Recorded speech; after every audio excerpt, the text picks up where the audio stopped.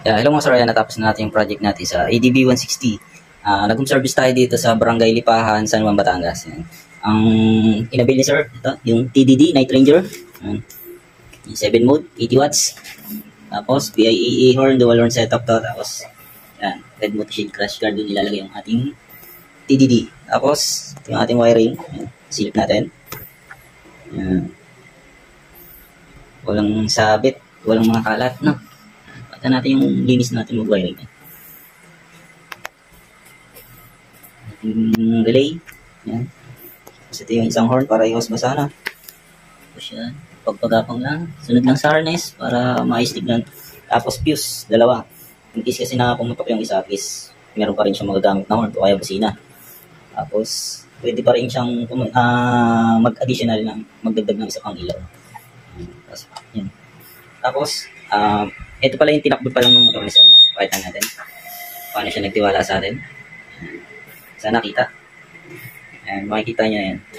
Yan pala yung tinakbo ng motor ni sir. 2 kilometers pa lang. Lapit, ang layo na, no? Ayan, 2 kilometers. Ayan, naka-full setup na.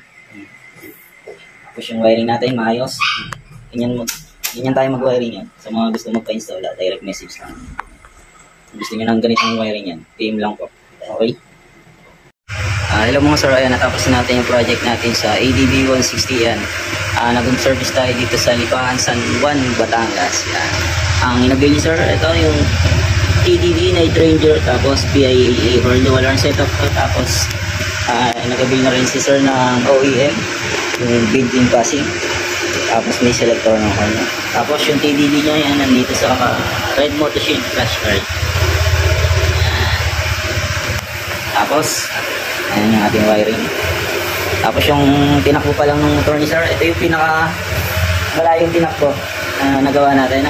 Ayan, 2 kilometers pa lang. Ganyan kalayo yung tinakbo ni sir yan. Tayo pinagkatiwalaan sa wiring niya yan. Kaya maayos yung ating gawa. Nakita niya naman yung gawa natin, kaya solid yan.